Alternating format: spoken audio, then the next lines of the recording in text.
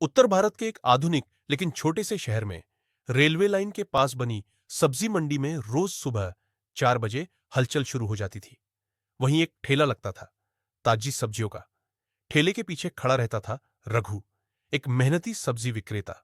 और उसी ठेले के पास अक्सर किताब हाथ में लिए बैठा रहता था उसका बेटा आदित्य। आदित्य 8वीं कक्षा में पढ़ता था। स्कूल की फीस, घर का किराया और रोजमर्रा की जरूरतें, सब कुछ उसी ठेले की कमाई से चलता था। स्मार्टफोन, ऑनलाइन क्लास, बड़े कोचिंग सेंटर, ये सब उसके लिए दूर की बातें थी।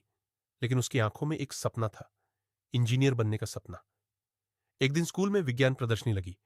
आदित्य ने कबाड़ से एक छोटा सा सोलर मॉडल बनाया। जब उसने मॉडल समझाया तो टीचर ठहर गए। बोले, आदित्य, तुम चाहो तो बहुत आगे जा सकते हो। वही वाक्य उसके दिल में घर कर गया।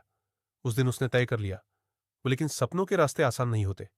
उसी महीने पिता बीमार पड़ गए। ठेला कुछ दिनों के लिए बंद हो गया। घर की हालत बिगड़ने लगी। मां ने कहा, आदित्य, पढ़ाई छोड़ दो, पापा के साथ ठेले पर बैठ जाओ। आदित्य चुप रहा। रात को छत पर बैठकर उसने आसमान देखा। सवाल था, क्या सपना छोड़ दे? डर था, गरीबी का, असफलता का, समाज के तानों का। अगले दिन स्कूल के पुराने लाइब्रेरी रूम में उसकी मुलाकात हुई शर्मा सर से, रिटायर्ड शिक्षक, जो अब बच्चों को मुफ्त पढ़ाते थे। उन्होंने आदित्य की हालत समझी और कहा, सपने अमीर गरीब नहीं देखते, मेहनत करने वाला ही असली अमीर होता है।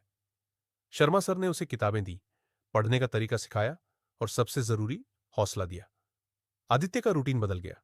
सुबह 4 बजे ठेले पर पिता का हाथ बटाता, स्कूल जाता, शाम को ट्यूशन पढ़ाता और रात में पढ़ाई करता।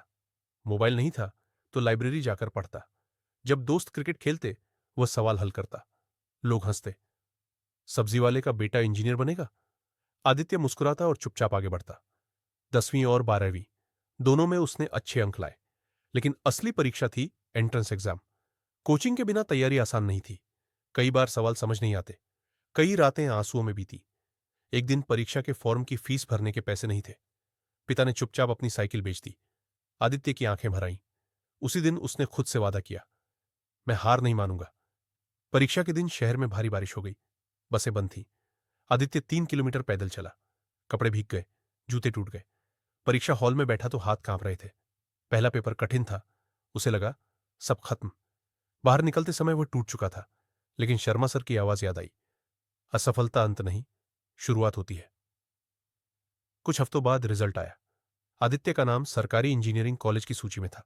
पूरा घर रो पड़ा। पिता ने ठेले पर मिठाई बांटी। वही मंडी, जहां कभी लोग हंसते थे, आज तालियां बजा रही थी। कॉलेज में भी संघर्ष कम नहीं था। शहर बड़ा था, खर्च ज्यादा। आदित्य पार्ट टाइम काम करता, स्कॉलरशिप के लिए आवेदन करता। कई बार थक जाता, लेकिन पीछे मुड़कर नहीं देखा। 4 साल बाद जब उसने डिग्री हाथ में ली, तो वह सिर्फ इंजीनियर नहीं था, वह एक मिसाल था। उसे एक अच्छी कंपनी में नौकरी मिली। पहली सैलरी से उसने पिता के लिए नया ठेला बनवाया, पक्का, चमकदार। आदित्य अब हर रविवार छोटे शहर के बच्चों को मुफ्त पढ़ाता है। वह उन्हें बताता है, मेरे पास कुछ नहीं था सिवाय हिम्मत के, और वही काफी थी।